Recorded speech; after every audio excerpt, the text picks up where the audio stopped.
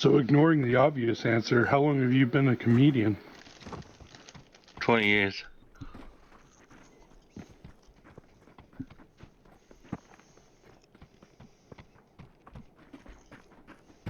What brought you to that?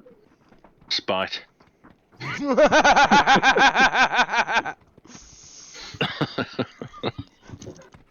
Social commentary.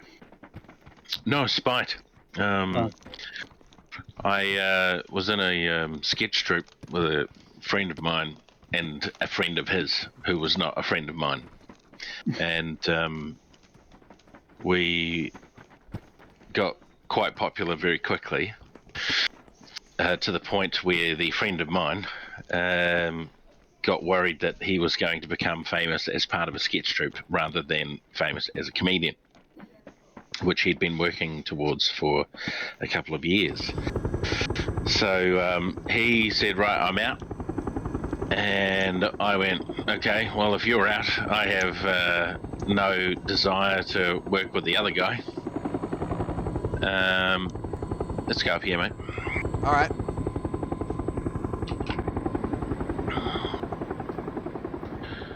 So I'll leave and ghostwrite for you, working as a as the guy. That's pretty cool. And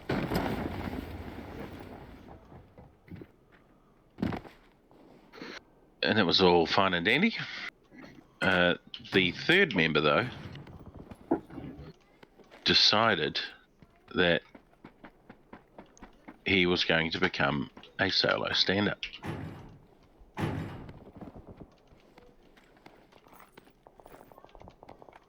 And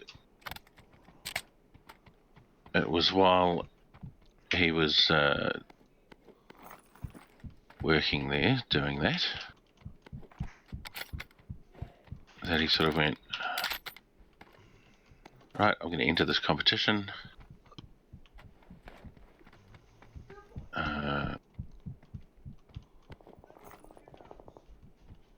Which he did. And my only real concern was that he entered the competition with material that he knew we had written, not him.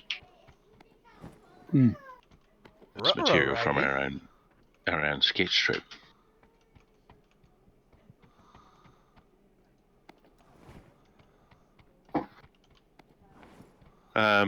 So in the competition, he made it through to the finals, and then did an interview where he was asked about the sketch strip, and said that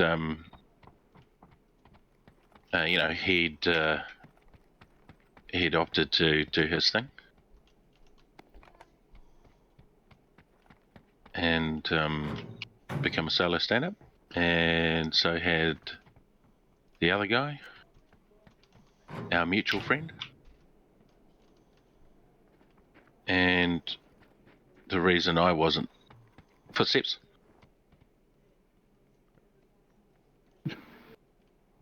The reason I wasn't doing it was because I wasn't funny.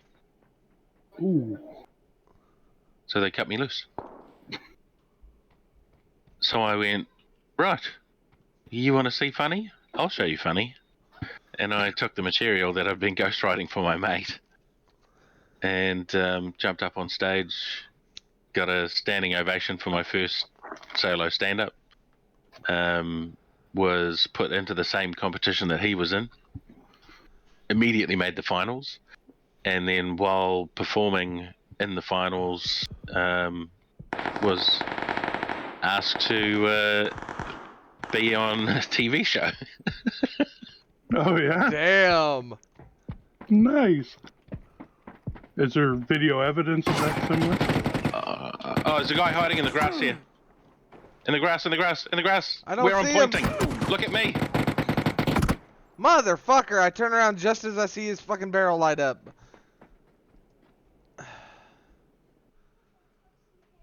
God, I hate when they do that.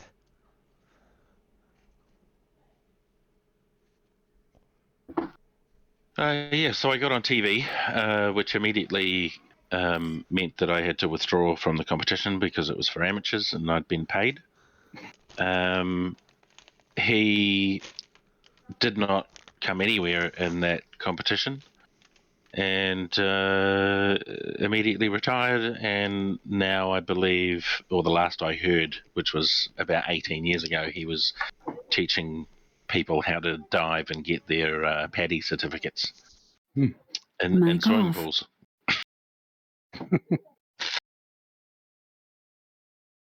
Well, that doesn't sound like a funny profession at all. No, not particularly. And of course, I subsequently went on to travel the world, entertaining sort of people in theatres and whatnot, everywhere from the UK, Europe, down through Southeast Asia, Australia, and the South Pacific.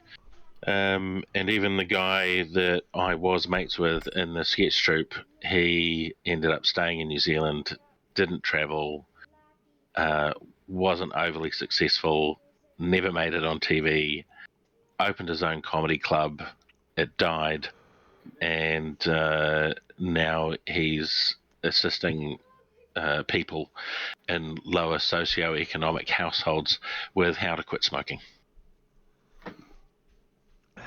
Interesting. Yeah, so literally, I got into stand-up out of spite. It's a great story. That is a great story. So, I've never actually thought to ask you how you got into comedy because you just told me so many different stories over the last couple years I've known you. well, that's how it began.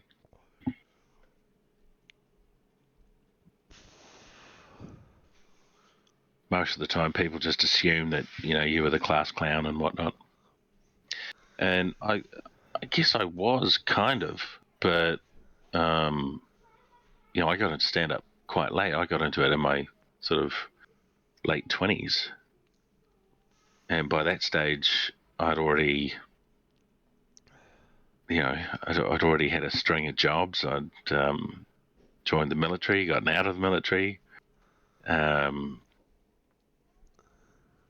got into debt collection work and process serving work, and then security work, and then headed up my own investigations agency for years and years, and then sort of got into stand-up. One, because I knew it was going to piss the other guys off, and two, I was sick of working in the security industry, and I was using stand-up as a method of balancing my life out, having to deal with some pretty shit things, and then being able to get up on stage and make strangers laugh. That's cool. It would take a lot to get me on stage in front of a group. It's enough having to present to people you don't know over like Zoom. So, oof. Yeah, I get it. I mean, it was slightly different for me in that I have been on stage. My family's in entertainment, so I've been on stage since I was 5. So getting up in front of people is, it's a second home for me. Nice. But that makes the whole thing easier for you. Yeah, absolutely. I think it made the just being comfortable so early in the piece, when sort of learning to become a comic. Yeah. It sort of helped me stand out against the background of other people trying to be comics. Yeah, that makes sense. There's a super high attrition rate of people who start comedy, who then don't carry on doing comedy. Like from when I started, I'm the only one that started in the year that I started that's still doing stand-up. And not only that, I'm the only one from the 3 years after that as well that's still doing stand-up.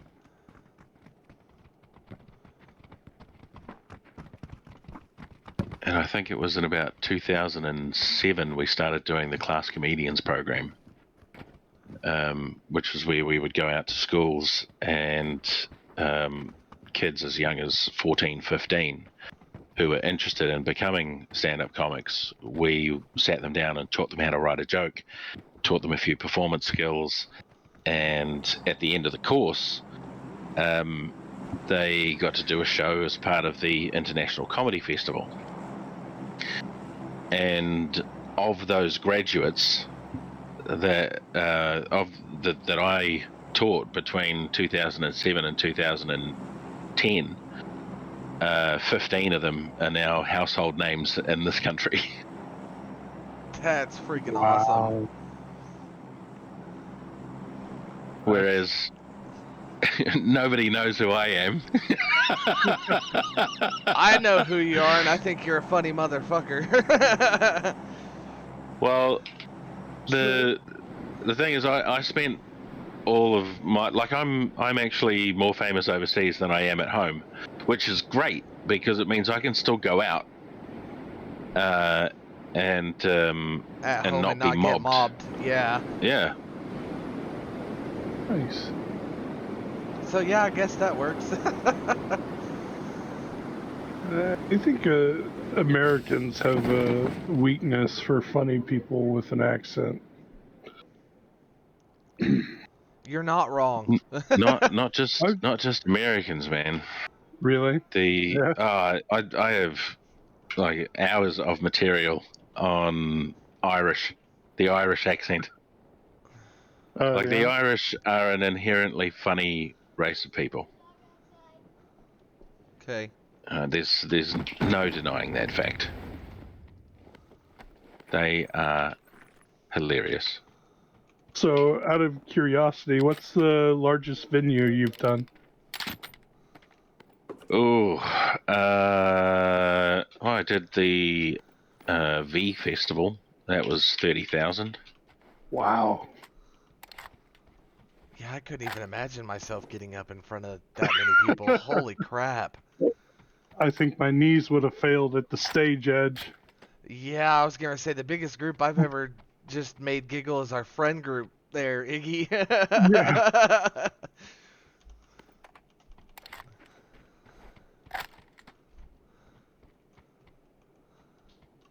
It wasn't even really all that funny. It was just me doing dumb shit. Sometimes that's all you need, though. True. Very true.